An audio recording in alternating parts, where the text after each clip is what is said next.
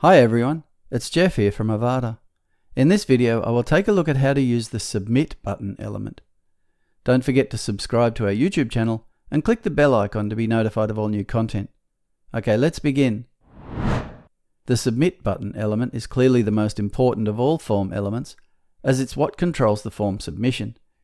It must be remembered that this is a button element, and so it has most of the same options a regular button element has, with the exception of the link URL, button target, mode or window anchor, and element visibility options. I've imported the Avada investment prebuilt here, and I have a form open, and we can see the send request button at the bottom here. If I edit it, we can see that this is the submit button element, and there are three tabs: general, design, and extras. Let's just add another one under here to see the element at its defaults. Okay, so the first option is button text. This can be absolutely anything you want here, and submit is the default text. You might want send message or book now or any number of things depending on what your form is for. With Avada 7.14 and up, you will find two new options next: enable button hover text /icon and button type. What you can do with the first of these is to enable different text and also an icon on the button when you hover over it. If you set this to on, a new option for the button hover text also appears, and you get a hover icon option on the design tab.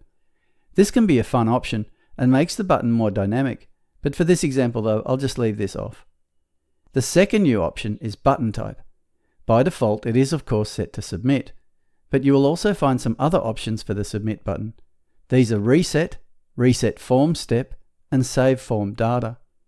If you want any of these new button types on your form, you just add two instances of the element into your form and change the button type. A reset button, for example, simply allows the user to clear the form's data. You can set the button to reset form step for multi-step forms, and this just clears the step the user is on. Or you can choose save form data, which auto-saves the data inputted into the form so users can come back to it later. But here, let's leave this on submit, as that is its primary function. What the button does when set to submit is controlled by the form submission method found in the Form Options tab and under Submission. Here you set the submission type when the Submit button is clicked. By default this is Ajax. As the description here says, select Ajax to store form data using predefined methods and post if you want to implement your own. To get the mail sent to you or a co-worker, or to set up an auto-reply, the submission type must be set to Ajax, and notifications are configured on the Notifications tab. See the Avada Form Options doc linked below to read more about the possible submission types and setting notifications for your submissions. Okay, so now let's go back to the Submit button here. All the options here are the same with any of the button type options selected. The next option is Button Additional Attributes. As the description explains, this adds additional attributes to the anchor tag, such as rel equals no follow. Alignment comes next, and the default is text flow. Alternatively, this can be set up as left, right, or center. Note there is also a responsive option icon here, so you can set alignment independently for other screen sizes. Tab index comes next. In general, you won't need this in a form as the elements will just get focus in DOM order, but you can use a positive value to create a custom order or a negative value to remove an element from the tabbing sequence. Okay, after this comes the usual CSS class and CSS ID fields for adding a class or ID to the element for further customization with CSS. Let's now move to the Design tab where we can style our button.